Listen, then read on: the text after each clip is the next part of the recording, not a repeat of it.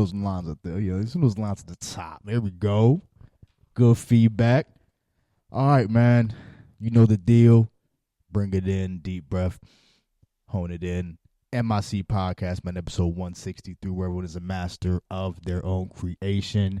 You know the deal. We have another dope guest. She is a multidisciplinary artist and also an educator of art.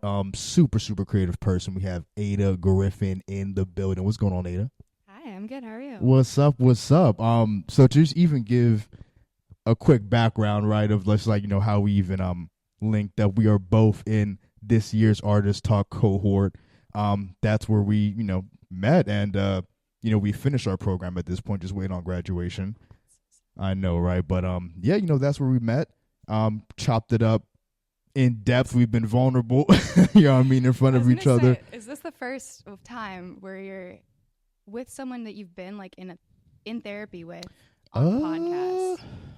We had Cece, Sydney by default, you know what I mean? Actually, that's fair. You feel me? But just even to your point, like someone who is a direct member of the current cohort, like right now, no. So I think it's interesting because I know a lot. You know a lot about me in some ways. But in other ways, I don't know if we know like the basics. I know, Like we're definitely gonna get in. I love that. People will be able to see your story and just get this out of it. Yeah, you feel me? So like you're from Pittsburgh originally, correct? Yes. Okay. Well, yes. I've lived in Pittsburgh for the longest of anywhere I've lived in my life. Okay. But when I was a little kid, I was born in D.C. Oh, for real? Yeah. Word up. Okay. Word. All right. And then what part? Bethesda, Maryland. Oh shit! Yeah. After high school, I lived in Albany, but prior to that, I was like in Germantown, Rockville. Yeah, Laurel. Right there. There you go. Small ass world. Right. But also, when I was really young, my family moved overseas, so we lived on an island in the Pacific called Saipan. Oh it's shit! Next to Guam, which some Americans have heard of because it's military base, but it's actually part of the United States. Okay. There's a whole little random chain of islands. That because of colonialism are part of the United States, kind of like Puerto Rico. Okay. They're not states, but they're the Northern Commonwealth of the Northern Mariana Islands. Gotcha. So when I was really little, that's where I lived. Why'd your family move out there? Just like a military or? Actually, no. Okay. My mom was in the Peace Corps. Okay, wow. She was in the Marshall Islands, which is one of the closest nations to where we lived. Yeah. And I don't know. I think, was like, I could raise my kids in the suburbs of D.C. or I could take them and have like a really interesting, different experience. And I loved it because it was like, I was just in the jungle. Like there was no snow. It was like the sunny season, the rainy season. We were outside all the time. It was a really great place to be a kid. But also like I had friends, people who lived on that island were from like all over the world. So, fair enough. My best friend was Australian. Yeah. I had like a Filipino babysitter, like kids down the street. That's dope that you got exposed to so many cultures. Yeah, facts. Vibes. Yeah. And then I came to Pittsburgh. Word, like, what? 7-year-old little mixed girl in Pittsburgh. Yeah, right, yeah. People were like, what is your deal? Yeah. What is your whole thing? Yeah. What box do I put you in? I'm not sure. Yeah. Said, fill out this census as best as you can. Yeah. I guess. I don't know. Right. What prompted the families move to Pittsburgh? Yeah, so this is where my dad's family's from. So my grandma grew up in Homewood. My people are based in Pittsburgh. Got you. As for the most part. Right. Obviously, like American history, go back a certain amount of generations. We don't know as much on my dad's side of the family because he's black. Yeah. His family's African American. And then on my mom's side of the family, she's Irish and Italian. Copy. So okay. Immigrated more recently. Okay. Word. Which is kind of cool because they're very connected to the homelands. That's word up. Yeah. Okay. And like just from your perspective and just like as far back as you can recall, like when do you think your relationship with art like first started, or like when you got the first inklings? Yeah. For me, I grew up doing art a lot. My whole family is athletes, actually. Like, my dad really? Played football in college. My mom played basketball. Like, really big sports family, and I was like the artsy one. But I studied it for a long time. I went to middle school and high school here in Pittsburgh that are both like arts. Well, it's the same school. They're arts focused. You went to Kappa, correct? I went to Kappa. Got you. Yeah, and right. I studied visual arts. I did painting, drawing, ceramics, metal sculpture since I was 13 to 18. It's crazy. Like that's wild. Yeah. High school and middle school. But I didn't call myself an artist for a really long time because I was like, I'm just a student, like I'm not there yet. then I had a really cool mentor who I'm going to shout out. Her name is Vanessa German. She used to be based in Pittsburgh and Homewood, and ran a space called the Art House, which is where I first got introduced to like art education, teaching kids, community work, like actual community work, also like truly giving back to people around you. So I'm a big fan of what she does, and she's now relocated, but she taught me a lot about the power of giving yourself permission as an artist. So that's something that I teach my students a lot. A lot of my favorite artists never went to school for it, you know? Yeah. Like they didn't necessarily like have a certain moment when they're like, okay, you're now officially this thing. It was about choosing to take a risk and to like put yourself out there and like claim it for yourself. Okay. Which is a vulnerable thing to do, but you're allowed to do it. Yeah, no, 100%. And I also think that, especially as a teacher, not everyone who makes art needs to call themselves an artist. Yeah, you know? right. Like, it's okay to have a hobby. Right, I yeah, dance, facts. I'm not a dancer. Like, No, it's facts. not the main thing that I do, and I'm not an expert at it, but I love it. And I think we should all, regardless of what our thing is, like, everyone should have an opportunity to, like, sing a song sometime or, like, make a drawing. Right, just like kind of like scratch that It's a itch. human thing. It's not supposed to just be, like, if you can't do it perfectly or, like, make money off of it, then you shouldn't do it. Right. That's how I feel about creativity. I feel that. No, I agree with you. Yeah. Word up. So I don't think we'd be friends if we didn't. yeah, I know, right? So because like you said, like most of your family is athletes, but I know just because we bumped into each other at the August Wilson Center like like 2 months ago, your aunt is a creative though. Oh yes, that's Yeah, true. yeah, So yeah, there yeah. are a few people in my family who definitely were role models for me as a kid. My aunt is awesome. Her name is also Ada Griffin. Yeah, crazy. Shout out Aunt Ada. She is a filmmaker, and she has worked in like theater and performing arts more recently. But she was a good friend of Audre Lorde's during her lifetime. I'm not sure if you know who Audre Lorde is. I'm not but familiar. she No. was a really well-known Black woman, feminist, like lesbian writer, who was extremely popular, I want to say in like the 80s and 90s, and whose work is still like really relevant today. But basically, that aunt of mine, Ada, taught me a lot about what it means to be a woman of color growing up, what it means to be an artist, what it means to be like any kind of other, really. Yeah, right. Because at the end of the day, like, we all have something that makes us like an other. Whatever Right. it is, for me, it's like very obvious, like it's race or maybe it's sexuality because I am bisexual, whatever. Yeah. But everyone has like their thing. Yeah, right. And at the end of the day, for me, what I see like the gift about being different is like it lets you see that the original role was kind of arbitrary to begin with. Okay. How are we doing over there? Yeah, no, I was gonna say like, listen, and don't mind me when I look over there because No, we I had just wanna make we sure had a few instances if I need recently. to speak more loudly. Yeah, or if I need no. to, The like, mic do is anything picking you up. different. Bro, you just I bro, love look at my fucking lines, non-live, but 'cause yeah. it means we can cut. But no, we had like a few just mishaps recently, like with the audio. So like, if you just see me intently looking over there, I am listening to you, right? But I'm just trying to make sure we're picking up all these I'm just checking in, jewels. and I'm, if anything I do to help, let me know. No, you're good.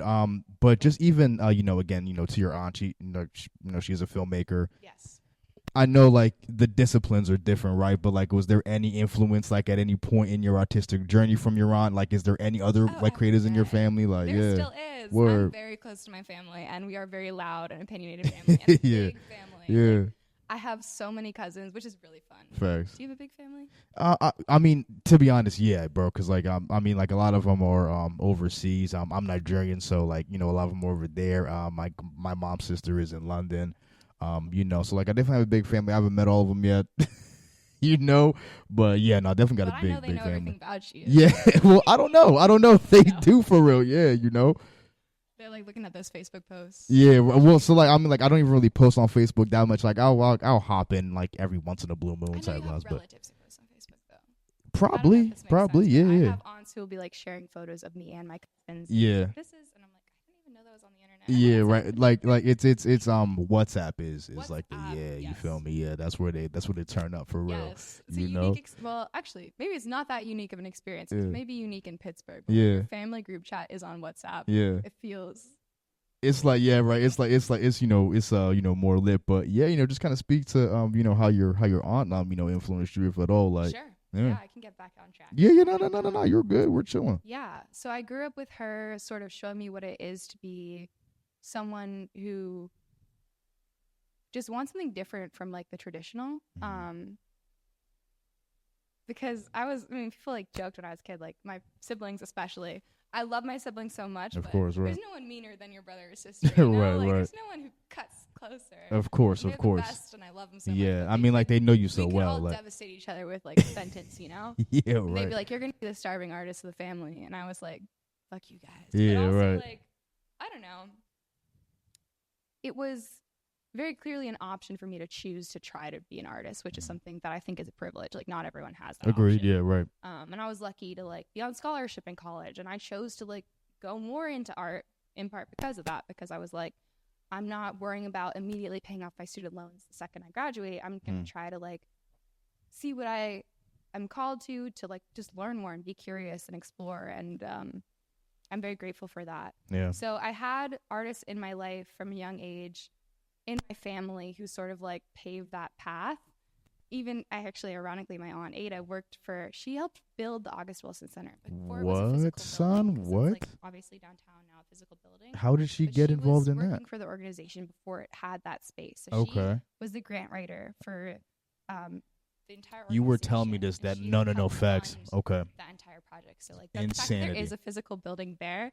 Like, I was there when they opened, and it was Wow. very, like, obviously this whole team. Of but course, right. a big part of it was the work that she did to get the money to, like, build the space. So Yeah. she also taught me a lot about that side of things too, which I think is something that artists don't always, like, get to learn. Like, we're not always taught the business side of things. We're not always Bro, taught, like, it's how does very a much the nonprofit opposite, bro. operate? Yeah. And I'm very grateful for the program that we're in too. Right, exactly. Because it's like, here is sort of here's how you apply for a grant, you know, Right. here's how you do all this and that, which Yep. is something I personally was able to, like, teach myself over the years. But it's something that if you're not, it's not intuitive. Like, you're not just, like, Hell no. aware that this money Fuck is out no. there No, and like, how the specific hoops you need to jump through to get it. son, we were just even because Adam was here.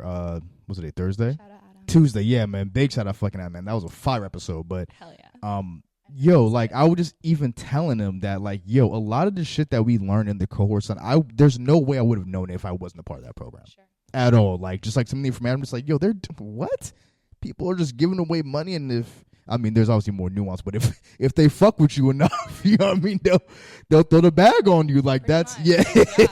you Yeah. know, like, obviously, again, there's professional nuance to that, but at the end of the day, you're like, yo, can I get this 15 grand? Can I get this, 20 grand? Because here's what I want to do with it.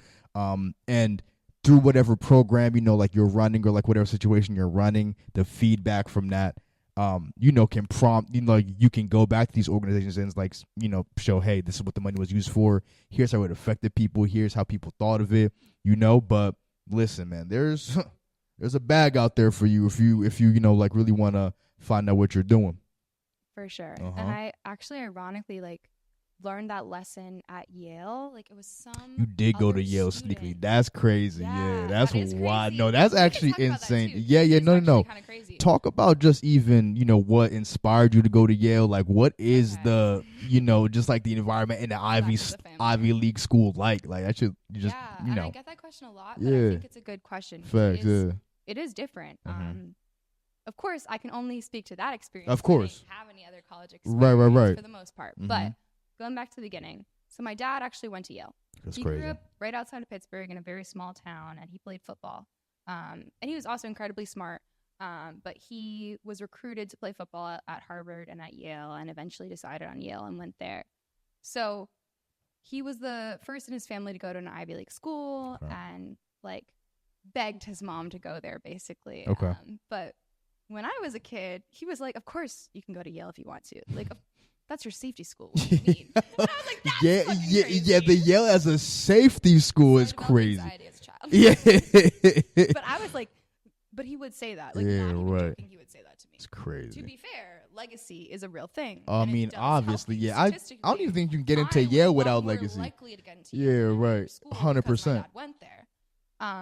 So we did, in fact, game the system. Yeah, right. I mean, I will also say I, like, worked incredibly hard in school, and I got really good grades for the most part throughout my Me too. college experience, except for Me as well. I definitely didn't skip gym ever. Yeah, no, I went to all my classes. For sure. Go to class, kids. in Go to college. class. Yeah, I Any of my definitely students went are watching this, go to to your that. class. and Also, didn't. don't watch this because Yeah, I didn't drink on Thursday or Wednesday or Tuesday. I've never drank in my life. Me. We didn't do a shot before. Yeah, no, absolutely not. But yeah, just so I mean, just even having that as a safety school, he said. So like, where else so my did you? dad, to be clear, Yeah, he yeah, said right. that Of doesn't course, make of it course, true. of I still course, had of to course. reapply Right, and right. go through the whole thing. Right. Was that the However, only I school was that you lucky applied to, enough- or? So I applied early for Yale. Okay. And I was very lucky to be on scholarship. When I saw the scholarship package, I got waitlisted for one other school, and I said to my parents, like, Which school? I can keep applying. UC Berkeley's. I'm not Damn, bitter, but Berkeley. I really loved it Damn, there. Berkeley. All right, whatever. All right. I mean, it was super expensive though. So Yeah. it's for the best that I didn't get. More expensive than Yale. Okay, Yale was definitely more expensive. However, I was on scholarship. Oh, okay, So we're copy. that was All the right, yeah, thing. got you. Once my letter got in, that was like, hey, you're gonna qualify for this much scholarship. I was like, hey, mom and dad. Word up. No, I'm supposed to do like 5 other applications. That's which is hard. great, but What scholarship was it? excuse me. You're fine. No, totally fair question. So Yeah. the scholarship is called the Kennedy T. Friend Scholarship, and it's super random. I got it. I filled out a form or whatever, but I got it because my mom is a lawyer in Allegheny County. It's very one of those things where there's money, but it's like really specific. Yeah, right. Super niche vibes, like. And it's not based on really anything I personally earned. So Word. that's Okay. really important to say. On Yeah. the show. Sure. Yeah. And just in general. Yeah. I Yeah. didn't Right. do anything to earn this scholarship other than my mom being in the profession that she's in. Copy. But the way that money works is that some random dude, Kennedy friend, was like a lawyer in Pennsylvania and was like, I want to set up a scholarship fund for people to go to Yale specifically from this one demographic. And I was like qualified. So I was like, I might as well take advantage of this opportunity. Is it weird that opportunity exists? Yes. Right. But listen. Here we are. While like the gift horse in the mouth. So, type vibes. yeah, in this case, I was like, Mom and Dad, I really would love to stop applying to schools. Like, we really would love for you we would really love to not pay for you to go to school. So Yeah, right. Yeah, you know, I mean, so like it just kind of, fell in there. So, I mean, it was an alright school. Yeah. I think I've heard. I think they do all right. Yeah, you know, with their for sure. I had some really good teachers. Yeah, no, shout out to that. I mean, just even like when you got in and like when you first get on campus, like what's going through your head and just what are some just kind of pivotal moments that just kind of shaped your artistic journey in college? Because like you studied art in college, correct? Yes, okay. Although I was pre-med for a hot second. Wow. Okay. 7 years of art school. I was like, let me try something different. Yeah, pre-med. I was like, I worked for a scholarship company in high school, and it was Pittsburgh Promise, and they were like, most people when they sign up for an undergraduate education will change their major at least once. Of course. So I was like, there's no point in me going in with like, this is for sure what I want to do. Right. I was literally 17 when I started college. Right. I didn't know come anything. on, yeah, right. But I thought I knew everything. But I knew nothing. Come so on, I was man. like, let me go in. Mm-hmm. There was one other person from Pittsburgh that I knew in the entire university. Okay. And I'm so grateful that she was there. Shout out A.K. Payne, award-winning playwright, an incredible person, incredible artist and human. But it was just a really different experience for sure. Mm-hmm. There's a lot that goes into like a college experience, of from, course, like, social life to like housing. Of course. For me, like the classes were amazing and like the professors I had were really great. And I just loved my art classes and I loved my studio art classes. And then I had a lot of questions because I was trained in the studio for 7 years.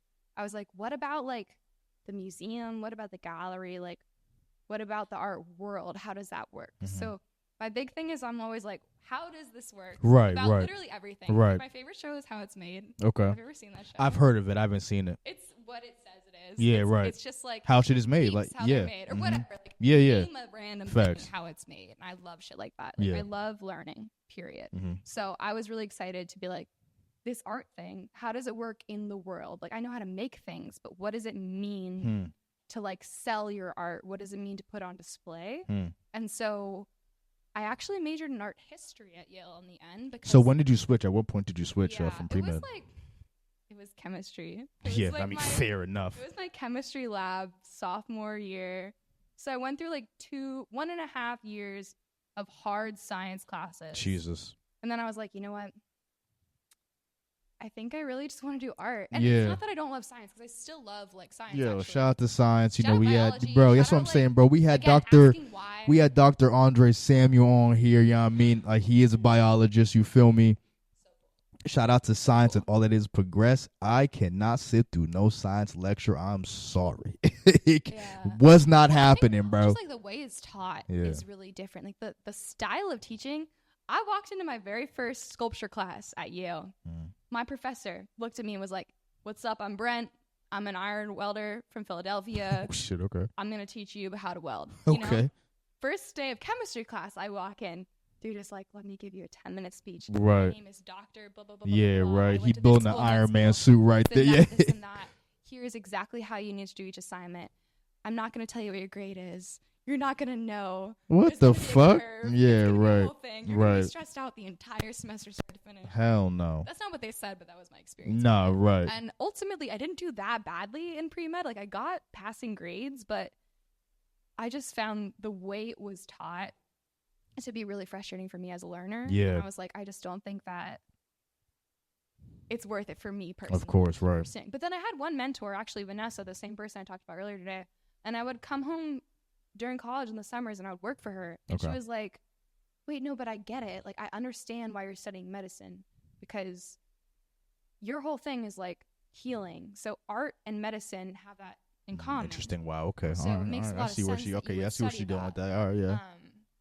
And I was like, damn, she read me. Yeah. Yeah. She was right. Yeah. No, I see where she's going with that. So yeah, I'm a big fan of Vanessa. She's helped me in a lot of ways to figure my stuff out. But yeah, so eventually I switched to art exclusively and focusing on that. Okay. And museum studies, working at a museum. Got you.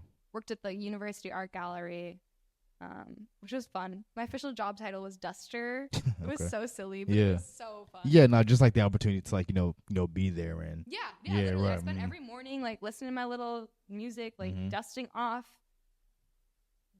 priceless artifacts from around the that's world dope. Yeah, right. that for some reason Yale University owns, which is a whole separate story, but it's because they have a lot Yeah, I mean, That's yeah, kinda really. the I didn't answer. know. So after, yeah, right. But yeah, we don't have to talk about that. No, for sure. So like you switched to art history. And just pretty much learned about different settings of art, different types. So after you graduate, what was kind of like the plan for you? Because forging a career in art, really in any discipline, is fucked. Yeah. It's there's no manual. Everyone, how they got to where they are at is different. Yeah. It will work for them, may not work for you, so it's just a whole kind of like a Rubik's Cube situation that you got to figure out for yourself, which is just a whole journey in itself. So like, what was your kind of vibe once you got this Yale degree? I feel like you could major in dog walking in Yale and get a job anywhere, bro. Like, just the name is right. No, but it's interesting. I like love that you asked this question, because I didn't know. I thought, as you said, I'd graduate, I'd have my little degree. Everything would just be easy and perfect. Right. Turns out that's not true. Okay. Yeah. At least it wasn't for me. I think that if I had chosen a different path, maybe if I was an econ major and I had responded to the emails from McKinsey and whatever other consulting company was trying to hire me. But personally, I was like, I truly make art not because I'm trying to make money, although we all need money to survive. Of course. Rachel Equity talked about that when she was in here. Shout out Rachel, right. She's awesome. Right. But that's not the driving force behind why I make art. As I think I've kind of alluded to, for me, it is really about like the healing aspect. And I mean that as an individual, like when I make things, it is like healing and therapeutic to me. But I also mean that, like, I think as a whole, like as a culture, as a society, like art can be healing, of course, in different ways for everyone. And so that's part of why I love teaching, because I'm like, it's really, really cool to see my students figure out their own paths with it, their own sauce or whatever. Right. Facts. Yeah. But yeah, going back to the question, what was the question? I would just, it's nothing I wrote down here, but I would just asking how you figured out, your way post graduate. And word, no. I feel that. No. Yo, come on. So no. Right. Yeah, of course. Right. Yeah, I wrote as almost a joke in my like Instagram bio once that it was like work in progress. Yeah. Alluding to the art, but also alluding to me. But I fair, stand by it now. It's right. Like, that is sort of my mantra. Like, everything is always changing. So, yeah, it is really hard to of find course. a path and find the thing that works for you. What was the anchor for you? Yeah, like what helped you at least start the journey? Yeah, for me, I think, ironically, the same guy Brent mentioned earlier, Brent, my iron worker from Philly, he was like, you're an artist if you can't stop doing it. And it's like, it's not even, like, not necessarily like a compulsion, but paying attention to like what makes you feel better. Yeah, right, when exactly. you're, like, spiraling, or I just don't have the words for something. And for some people that might be music, or it might be dance, or it might be like cooking a really dope-ass just meal. whatever outlet it is. Yeah. So whatever you feel me? Exactly. Exactly. But for me, it's been painting, it's been drawing, it's been, I mean, at times it's also been singing and dancing, but mostly those have been the ways that I've expressed my way through those things. And yeah, I mean, as a post-grad, it was really hard. I had a couple of different things that I tried, so I can talk about those. I tried graphic design, which is something I did in college, and is a really good way to make money if you are looking to like transfer skills as an artist or as someone with like digital arts training. So that was helpful. I did that for a while, and then what else? For me, post-grad, I also worked for museums. So I worked as an arts educator and like tour guide in some situations. I learned how to like make a curriculum and teach to a group of people who, I mean, I was on the outreach team for one of the museums. So I was sent to like preschools and nursing homes, and every day of the week it was like a completely different group of people and like, type of experience that I was like working on. So that was dope, actually, because that taught me how to be comfortable in almost any room. Another position I had was teaching art at the library. So I learned there how to like de-escalate conflict, which is something that in the library, god damn. But here's the thing. That is like an essential part of onboarding at the library these days. And I think for good reason. It's one of the few places that like you can go for free. Who's starting beef in the library like that though? I mean, the thing is like, yo, I don't fuck with Edgar Allan Poe like that, man. Fuck that. I mean, I'm sure there is someone who does feel that way. Right. Generally speaking, hey, yo, fuck of mice and men. But the library serves a group of people that includes everyone. It serves everybody. It's for everybody. Of course, right. It's a public library. Yeah, right. And that includes people who might, have mental illness, who might be experiencing homelessness, who might have something going on in their lives where they think it's okay to like yell at someone who's just to pop off in the library. Yeah, right. And if you're working on the other side of that, like you have to understand how to keep yourself safe and like keep your coworkers safe and like make sure that you're doing what you can to also keep the person who's yelling at you safe in a weird way. Yeah, I know. Like, I mean, right. You know that. Yeah, you're right. treating me terribly, but I'm also trying to make sure that like your life doesn't get worse because of this moment. Right. If I call the cops right now, and it's clearly it like might ruin another person's life. You feel me? And it doesn't necessarily help the situation. Right. So and like I was given thankfully a toolkit of like here are things that you can do, here are things that you can try to diffuse tension. At the end of the day, you're gonna, prioritize your safety and well being. Right, like, you can at least attempt to. I was even about to say, like, just because you don't want to like pull that lever immediately, you know what I mean? Like obviously if you're in like immediate danger, then like, do what you gotta do. But it's like from a mental health standpoint, it's just like it's not necessarily like they're clearly battling something. You know what I mean? So it's like I'm not trying to like condemn them from this one, kind of moment, I mean, the main thing about that training is that they taught us like people just want to be treated like human beings. Oh yeah, right. Especially when you're dealing with a group of people who are often disrespected, like in their daily lives. Sometimes just being like, hey, and just talking to someone like a person can make a huge difference, and not treating them like you're judging them or anything like that. Right, facts.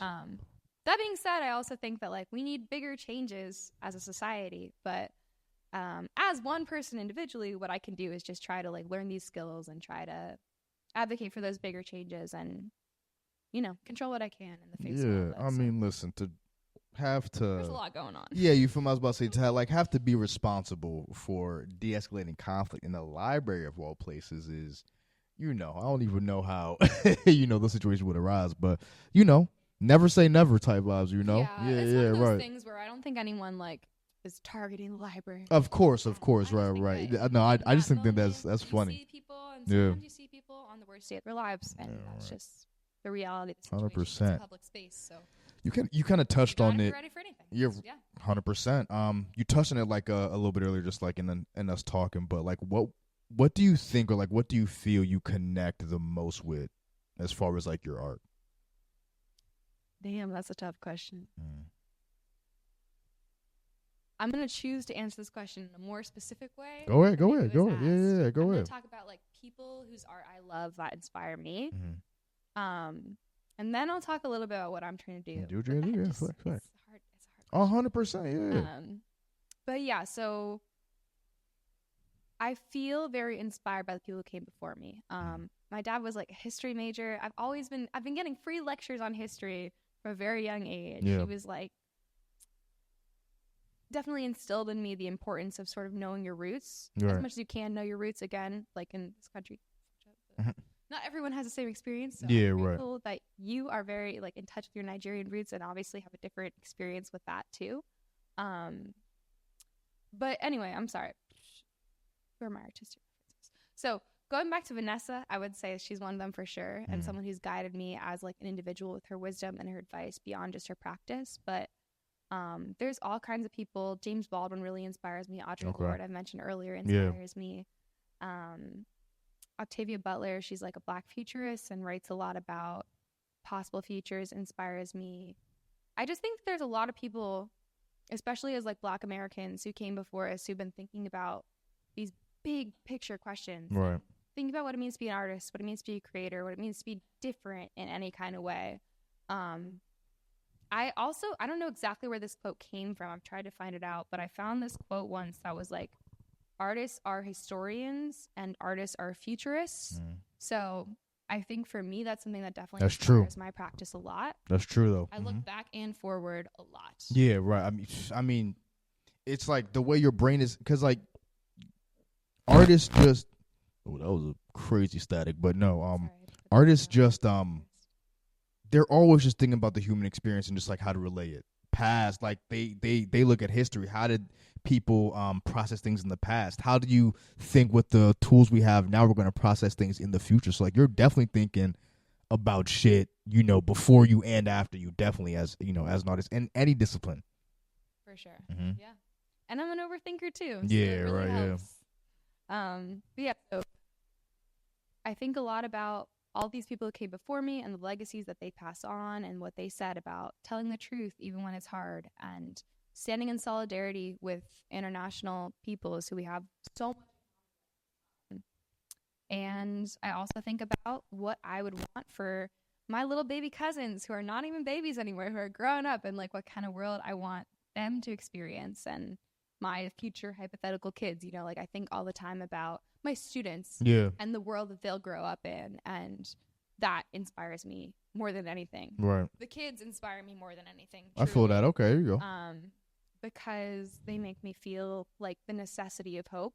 A lot of times as an adult, I like read the news and I'm like, what is the point? Like, it's kind of drains you. Yeah, right. Anything? Yeah. Like this is all just futile in the face of like, what can I do as one person? But I know that I'm not alone in that. And in fact, the majority of people around the world are actually feeling this way. And right.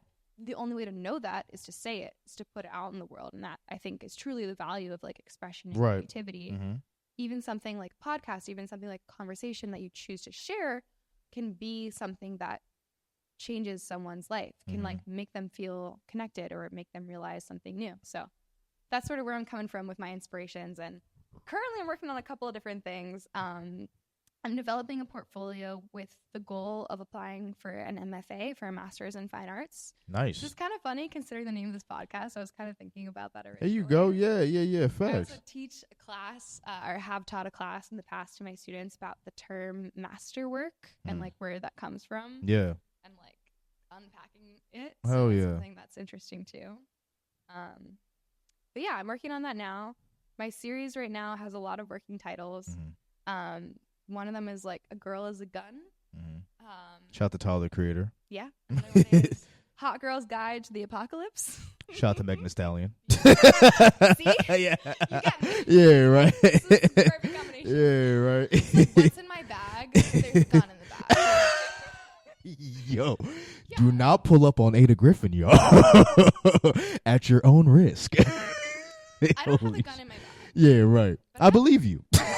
But yeah, so I I've been having a lot of fun with this. Yeah, series, word. One of my favorite things about it is like I've been asking all the women in my life, like, what's your weapon of choice? And I've been getting a lot of really interesting responses. Yo, leave your weapon of choice in the comments on the Master Creature Media YouTube page. Roommate said a curling iron, which I thought was shit! diabolical. How do you tuck a curl? Like how? Because like you usually have to clamp somebody. You know what I mean? So she may need to choose a different way of offense, because that might.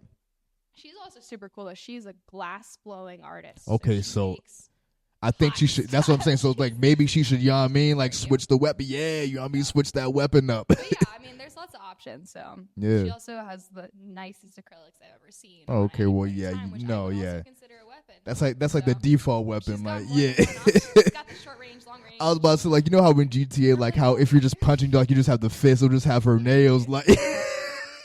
You don't need slicey, yeah, right. I'm just gonna give you a little slice with the acrylics. That's that's mad funny. So that's what I'm working on right now. Here you go. Sort of like in response to all the craziness of the world and like thinking about what it means to deal with all of it. Right. Yeah. So I noticed, or like it seems that your style of painting, like at least currently, is like really like watercolor based. How did you fall into that style? Like, did that just naturally come to you? Like, did you explore other art styles like prior to that, or like? Yeah, so on the internet recently, I definitely have more watercolor based painting. Yeah. I was trained in everything. And that's not true.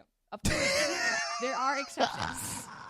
But I know everything, and that is a lie. Basically, the way it worked at my school was you had regular schmegular classes in the mornings, every morning. So like, is this college or high school? Math, high school, middle school. Okay. Middle Oh, school, damn. high All right. There you go. Regular All right. stuff, social studies, civics, type vibes. Yeah. Okay. Gym.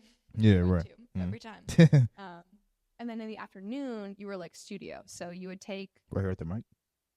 You would take everything. Thank you.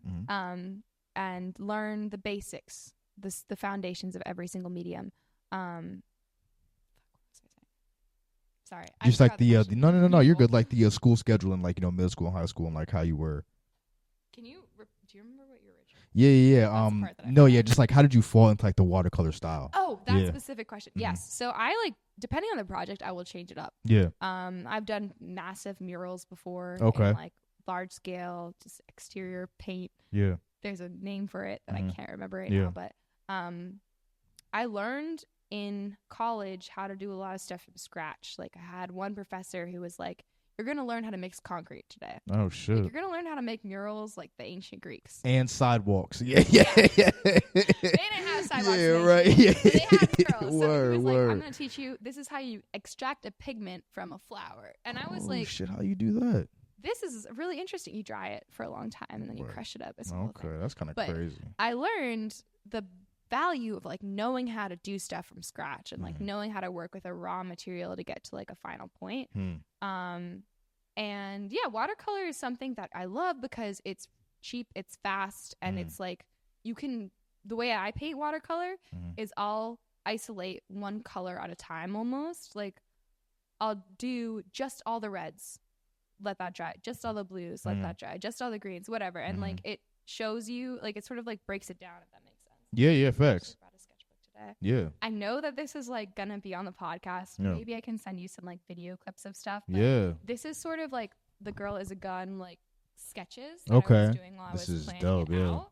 And then this is sort of a more expanded version. So dog, no, let me not, because we gotta get this. Yeah, man, this is crazy. I just take a little videos of my process, and I'd be happy to share them with you if you want to like put a clip. This is, I mean, drawing will always amaze me because this is just fucking. I could never, I could never do some shit like These are this. some of my friends' suggestions. So as you can see, this is a curl iron. Yeah, right. My other friend who actually works as a postal service worker, as a delivery person, Right. she said baseball bat, studded with nails. Right. Classic.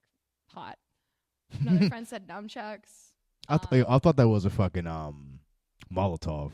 So this one's a Molotov. There, okay, so we do got the Molotov in there. Word up, all right, Molotov word in there. up. Don't even worry about Never that. leave the house without your I literally Molotov. painted it today. But yeah, so like this is all watercolor. I start watercolor because it's something that I can literally carry in my purse. And Wow, holy shit. What I carry. Nah, it's really messy right now. If y'all ever doubted if Ada Griffin is an artist, y'all, she keep it on her, son. The watercolor palette I'm ready. tucked. Anytime. But that's shit why is tough. watercolors, because it's fast. Yeah. Oh, I okay, actually Cobb. did an Okay, it's oil fast. painting Okay, today, which all is a right. version of this stuff, but like it takes days to dry. So this is what it looks like right now. This is after, I would say, about 4 or 5 hours of working on this today. It's incredible. And one of these is like a time lapse, so it goes a little faster, but you can sort of see, this is what I'll send you to like insert into the final edit or whatever. But it takes a really long time. This is like 10 times sped up. It takes a really long time to like do oil, and it is much more expensive than watercolor. So that's why I tend to work in what I have in front of me, and then when I have time to like sit with something and I decide it's worth spending a little more money and time on, I move into the oils. This is crazy. Yeah. Whatever expensive materials. So like depending on the piece and like what you want to portray, like you'll switch up the style, but it's mainly watercolor just because like that's the quick go to. Yeah, and that's okay, my got go-to. you. That's really It's easy cost for me. effective, all that, right? Exactly. And the other thing is that like if I get a cool commission, if I get that really sick grant, Right. I get to learn something new. Like I learned mural painting because I got a grant to paint a mural. Oh wow, what was the grant? I sent them digital art and I sent them videos, but I made a mural in Homewood in my grandma's neighborhood. Who gave you the grant? In 2021, it was sponsored by a group called Awesome Pittsburgh, which does $1,000 mini grants. Shout out anyone in Pittsburgh, you should apply for this. $1,000 mini grants that are funded by like a council of artists and creators who also vote on like which proposal gets accepted. And then that particular grant was matched by, shout out Vanessa, my former mentor, who learned about the project I was working on and was like, "Did you pay yourself?" And I said, "No, I didn't pay myself," because I budgeted materials and I budgeted the equipment, but I didn't budget my actual wages or like a salary for the project. So she Hold up. There's some disturbance here. Let me. I decided to start talking quieter. No. You're good. I'm just trying to make sure we're all good. You're good. This is audio. Quick break. Don't make me, because time to cut to a commercial. I'll turn up on this shit. All right. Yeah. All right. No, but yeah. No. So you're just speaking about your mentors and just like So I learned that project, painting a mural. I learned how to operate a 40-foot boom lift from Home Depot, which I had never learned how to do in my life. Okay. I was on a crane, just doing my thing. So crazy. That's the thing I love though about being an artist, is that like every season, every project, I get to learn something skills. new. Yeah. And then especially with teaching, like I have to become an expert in that thing. Right. Because if I don't know, right, then you can't teach. Will right. always Yeah. be asking me why every time. Can't so teach I have it. to know back and forth in order to be a better teacher, or I have to be comfortable with telling them, "Hey, I actually don't know." Yeah. We're gonna look that up together. Yeah. Let's Google together. How about that? Yeah. Right. That's a great question. Yeah. Right. Actually. That's hilarious. Just because you kind of let me know here, but as far as some of your pieces and like your series, like, do all your pieces tell a specific story? Do you have any pieces just for you that are enjoyable, like just for fun, or like something like you just do for yourself, or does everything for you have to tell some sort of story or like perspective? Yeah, that's a really good question, because actually sometimes when I'm making stuff, I like get in my head about, put a ton of pressure on like this has to change the world. Actually, word. This has to solve X, Y, and Z problem. Right. And it's never going to necessarily do that. Of course. So I definitely struggle with that sometimes, but I do make things that I definitely don't share.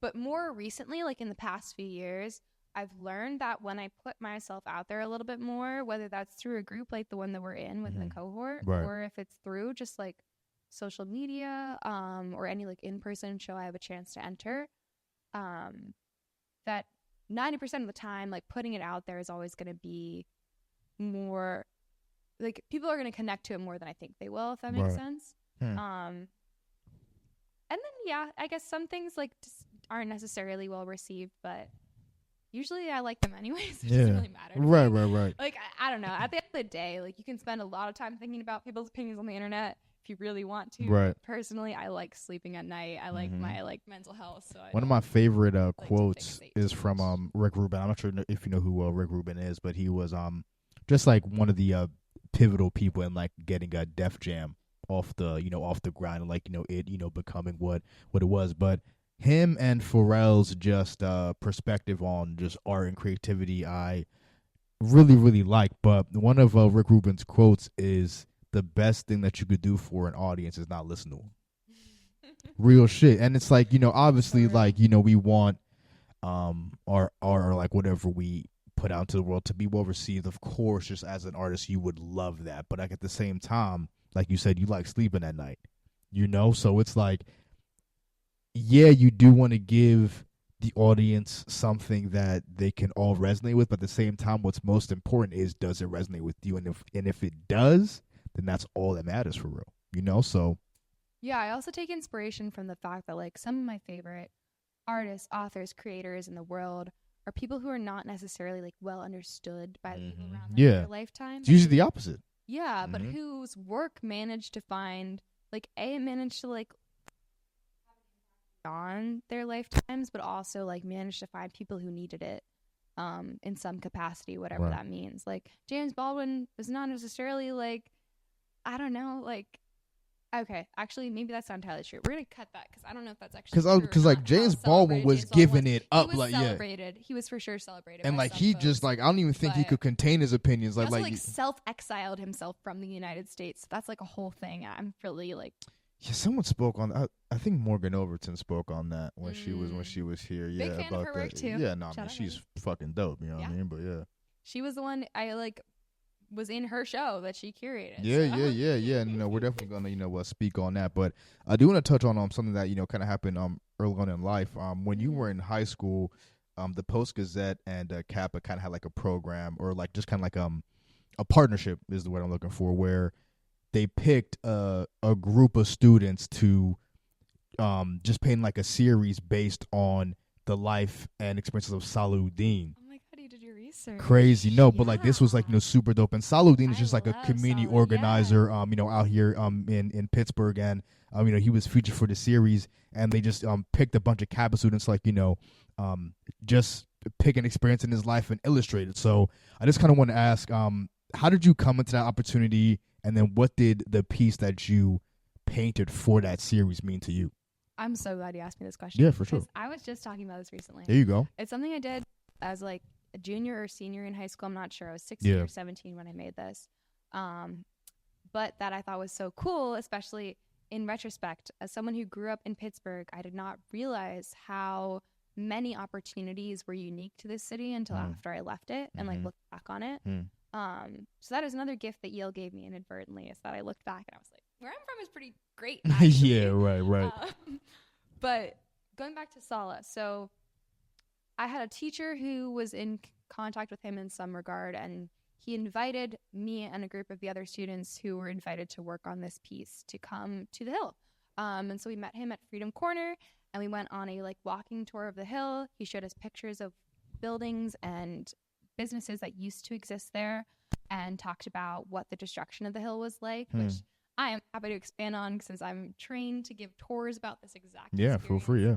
So basically, when the Civic Arena was built in Pittsburgh, a thriving historically Black neighborhood, the Hill District, was effectively bulldozed, at least half of it was, it's crazy, to make room for this. And that's wild.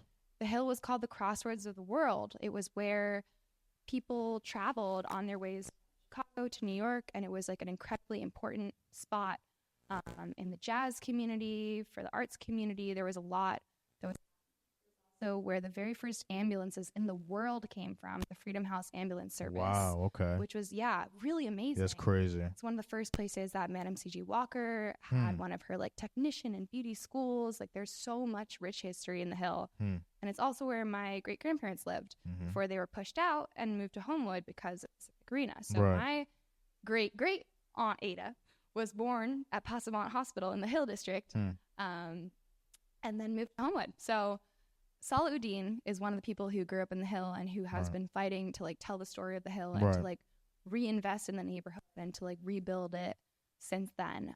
So he is involved in a lot of projects there. There's a lot going on. And I'm hopeful. There's an event happening there kind of soon, actually, August Wilson's birthday. I don't know if this episode will come out before then. When is it?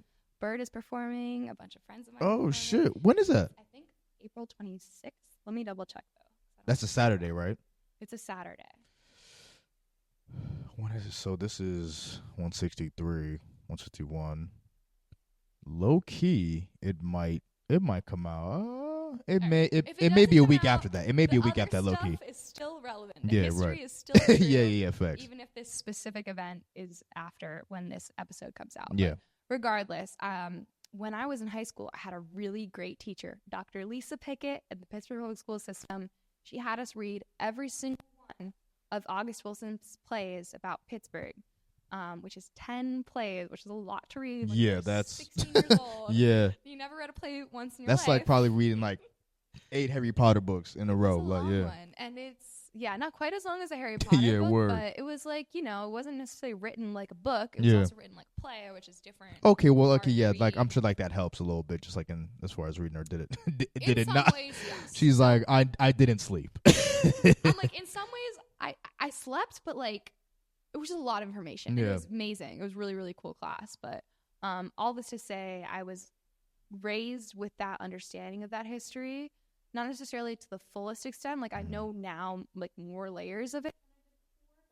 I was always raised to, like, know, like, the Hill District and Mr. Udine in this story were important and, like, examples of resilience and, like, the kind of beautiful things that people built in the face of just straight up terror and, like, hatred. So in this particular example, I made an illustration of, I think it was of Salah Udine when he was on to the South as a part of like the Freedom Riders group, and when he was pulled over and experienced harassment from police officers, Right. because there was a white woman in the car with him and he is black. Ironically, it's the same story that like my parents went through in their lifetime, like not too long after that happened. My mom and dad, my mom's white, my dad's black. I may have mentioned it earlier. Yeah. But, we'll just bring back, call back. But, Right. like, there was one point in time where my dad in D.C. actually was, like, jumped by a couple dudes. Damn, And son. he's big dudes. So Yeah, he yeah. actually won the fight. They, held him back. damn, look at y'all. My Whack. mom Whack. calls for help. The cops show up. They arrested my dad. Damn. Even though he was the one who was attacked. Well, She was like, regular shit. first of all, that's my man. Second of all, I'm a lawyer. Yeah, so right. fuck Yeah, she's a law right. student. But she became a public defender, which is also a big part of like why I'm the way I am, is because my mom specifically represents people who cannot afford a lawyer. She is very big on learning every side of a story. Sorry, Just hold on. like- Give me 1 second. I want to make sure that people can hear this part. Yeah, because it's just, I'm not sure what is. All right. Behave yourself, yo. Come on now. All right, I'm sorry not to cut you off. Just want to make sure that story is getting Technical captured. difficulties, Yeah, no worries. yep. But going back to my mom, Absolutely. I don't know exactly where should I start a specific point? No, Yeah. just no, yeah, no. It's just Okay, not like a. Moral of the story is my mom has always advocated for people who have had the worst like life circumstances. You Nah, can public imagine. defender is Yeah. is a different line of work as a lawyer. Like, When I was a little kid, I used to say my mom's a lawyer for the bad guys. yeah, right, Talk about it because when you're a kid, that's how you learn. That's how you're told. right. There's like things how you exist. frame You shit. don't know Yeah, about nuance. You don't know about racism. You don't Yeah. know about the prison industrial complex when Mhm. you're a kid. right, I learned that a little bit later. right. Earlier than most, it turns out. Right. So that's sort of the environment I grew up in, like questioning everything and trying to sort of be aware of all perspectives. Sometimes maybe a little too aware, like a little too considerate of everyone's Yeah, right. feelings.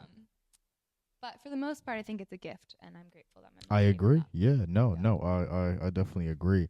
And I was just even looking through the series, man. Y'all bodied that. That was super dope. And I'm glad y'all got that opportunity. Again, shout out to Kappa, son. Like, that was just a crazy opportunity. Like, what I mean, just to like, do something super meaningful, to add to a legacy. I'm sure Mr. Udine is is just still out there with boots on the ground, trying to invigorate his community. You know what I mean? Like, his whole family is Yeah. very invested in everything going on in the Hill right now. Right. And it's very cool to see. There you go. Yeah, and there's a lot of new projects happening this summer. Yeah, real shit. And just even speaking on the August Wilson Center, you like planned an event there like a few years back. It was just like centered around like Black women talking about art, Mhm. their lives, experiences, or whatever. How did it, like, was this the first event that you planned? And then also, like, how did the event go? And how did it just that opportunity come about? Yeah, no, that's a good question. So this was an event. I would say I was like the project manager for this event. Okay. I was a studio assistant. So the mentor I mentioned earlier, Vanessa German, I continued to work for her over the years. And then she asked me to like manage this project, which was this event. She brought in a curator from New York, and she had this curator visit different Pittsburgh artists. And then for the event at the August Wilson Center, it was a panel of her, the curator, and a couple of other local artists who are really great and whose work is really amazing. So my job was doing all of logistics. So I did everything from like figure out how the people coming into town were going to get from like the airport to their hotel to like do some because I had graphic design experience, like do some of like the deliverables for the August Wilson Center and their social media and like that sort of thing. Right. So I was sort of like doing all the behind copy type of project. Okay. And that was really exciting, and I loved doing that work because it was getting to like support the work of artists that I love. Right. So that's something that I really love too about the experiences I've had in like the museum and gallery industry. There you go. Getting to back up my people. And, absolutely, like, yeah. My dad had like an exhibition. He contributed to a show that's at the Frick right now, actually. An exhibition of Kara Walker. Have you heard of her at all? No, I'm not familiar. Gotcha. No worries, but she is a really, really, really famous Black American artist whose work has exhibited all over the world, won tons and tons of awards. Dope. Okay. And so the Frick actually asked different people like in Pittsburgh to write responses to her work instead of having like just their curatorial team do it. And so my dad, who happens to be the director of equity and community engagement at one of Pitt's colleges, was asked to like contribute to it too. So dope. basically, what I'm trying to say is that like there's Ada so built many the August Wilson Center, in Pittsburgh, and art-related opportunities in Pittsburgh that are so unique here. And it's a really, I think, such like a cool experience. I feel very fortunate to be like connected to it in a lot of different ways. Hell yeah! How'd the event go? It was fun. It was really fun. Yeah, and it was like very wholesome. That particular, the August Wilson Center event was one of the first events that happened in person after the vaccines came out for COVID. So it was really like honestly super cathartic to just like be in a room with people.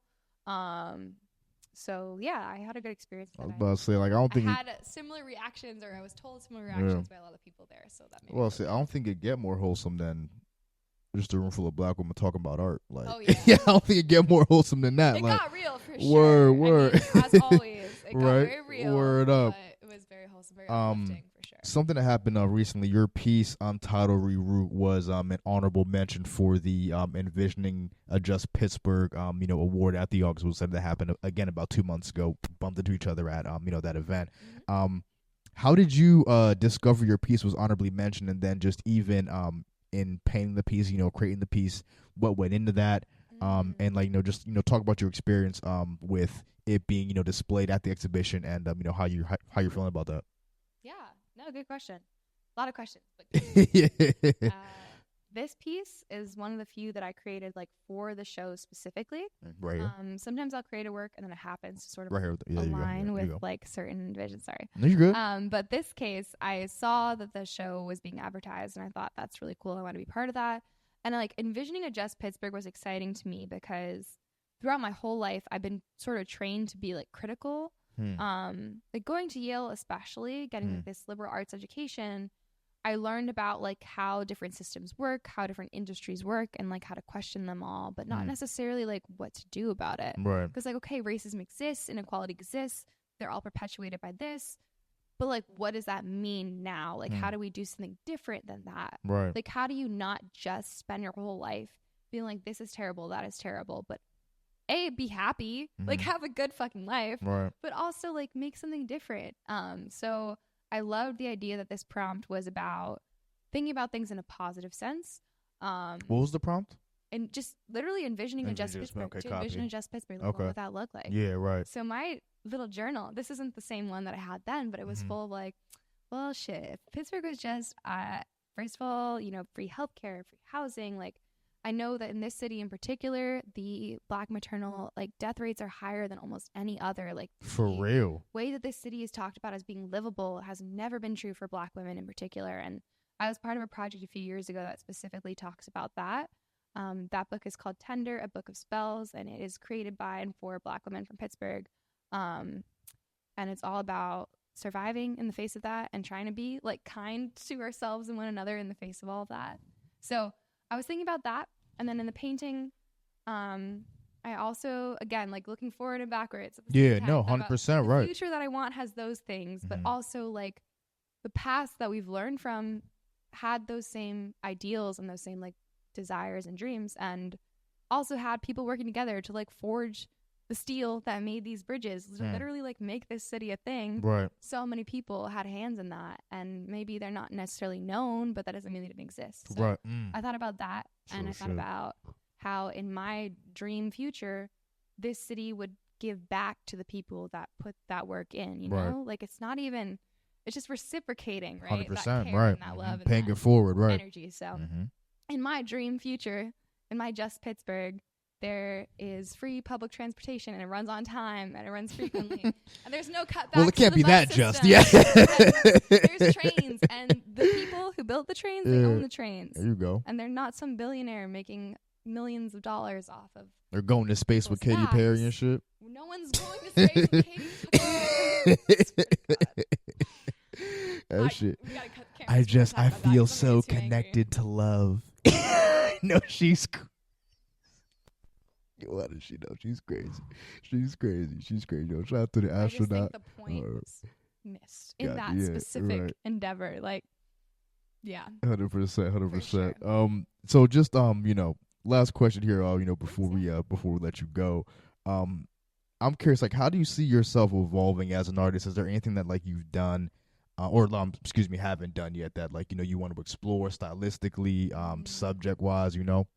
Yeah. One thing I know is that I know nothing. And that's like an Aristotle paraphrasing, not a quote. But it's true. Like I am a perpetual student. I am like, it's funny to say as a teacher, but I'm constantly learning all the time.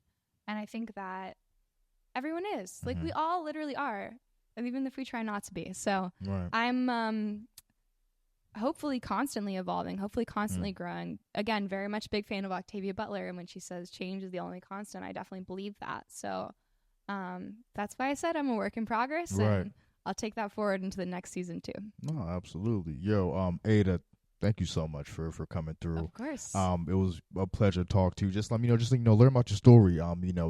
This fucking notebook is crazy, just like one of our resources. No, absolutely. This is the point of the pod where if you have anything to plug, events that you'll be at, and just things that like you want people to see, your social media, if you want people to find you, it is totally up to you, but the floor is completely yours. And again, thank you for taking the time to come through. Absolutely. Of course, yo. Absolutely. So my name is Ada Siobhan Griffin. My Instagram is at ada.siobhan, which is spelled the Irish way. So it's a challenge. We're going to write it on the screen somewhere maybe so you can find it. Or maybe in the captions. I don't know. But bonus points if you guess it on the first try. And yeah, that's where you can find videos of my work and progress, pictures, and more information on my website coming soon. So thank you so much for having me. Absolutely. And now when is that event that Bird's about to be performing at, if you want to drop the date about that?